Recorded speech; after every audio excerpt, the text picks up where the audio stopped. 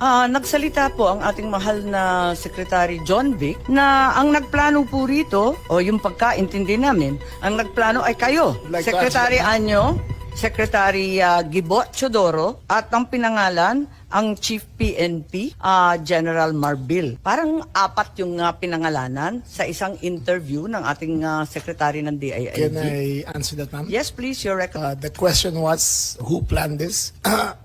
I did not state in any way who planned it.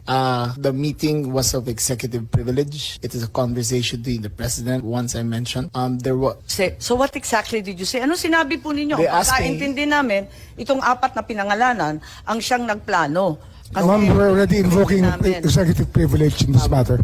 Yes. We're invoking executive privilege in this. Yes, that's Already- fine, but it's in Yes. the interview and it's Yes, ma'am. public. It goes as far as the interview, ma'am. Yes, ma'am. Yes, That's it. I'd like to understand. I think your brother was trying I to did not explain state in any what he way. said in the interview, and I'm happy They to asked hear me it. if I planned it. I said it was not me. There were other people in the room, but we did not discuss any plans of any arrest. Saan nanggaling yung mga pangalan na ito?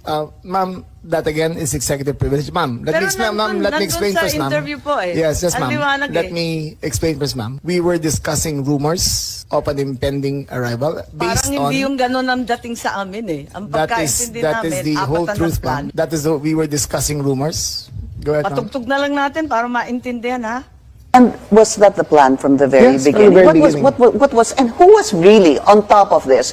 Kayo ho ba? Because during the press conference of the president, it was you and the president. Yes. So ikaw ho ba nagplano ng lahat ng ito? Hindi naman, hindi naman. It was a group effort.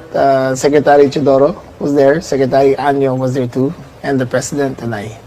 So, hindi naman ako. Ako lang ang I natira stand by that, ma'am. last man standing doon sa Malacanang. I stand by that. Kasi Secretary Chodoro was working out of his office sa Camp Aguinaldo. Yes, Secretary Anyo, of course, his specialty is intelligence. Yes, So, he was Patayin na muna natin. Pakaliwanag naman ang sabi ninyo, hindi ako mag-isa kahit ako ang kasama ng presidente nung nagsalita Yes, ma'am. sa press con, hindi ako mag-isa ang nagplano. Isang grupo kami. Tapos pinangalanan mo. no, ma'am.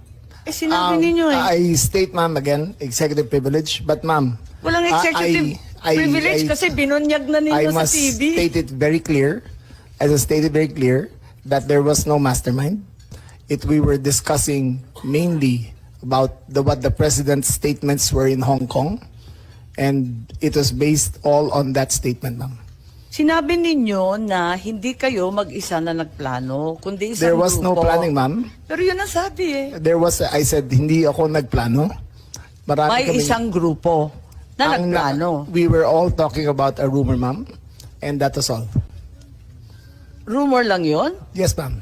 Group effort ang sabi mo eh. Ang tanong niya kung ikaw ang nagplano, tapos sabi mo, There was no hindi, planning, group ma'am. effort. There was no planning, ma'am.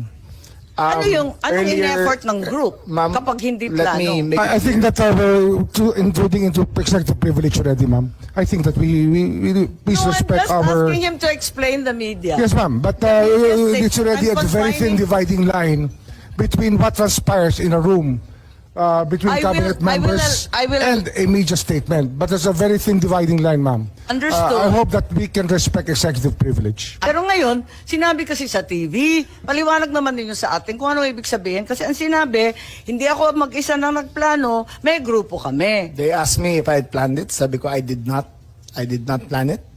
I said we were there, and not to skirt, ma'am, executive privilege.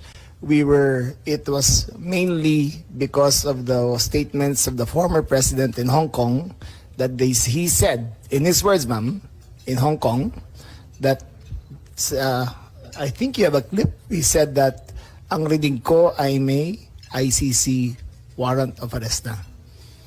That was the best of my recollection, ma'am. So anong pinag-group effortan? Anong To discuss the rumor, ng ma'am. grupo na That, again, ma'am, pinangalanan nyo? as far as I will invoke executive privilege, there was no, you cannot plan on a rumor, ma'am. Kaya nagtataka So, ako, again, bakit group effort? Chismis lang naman yun. Chismis nga. Ayun Yun na nga, yun. kung chismis, bakit mag-group effort pa? Tapos pinangalanan mo Ma'am, pa lahat na maraming nag-group marites sa effort. mundo to, ma'am. Dabis naman yung marites, dami-daming It marites was a sa amin. discussion of a rumor based on the statement of the president in Hong Kong.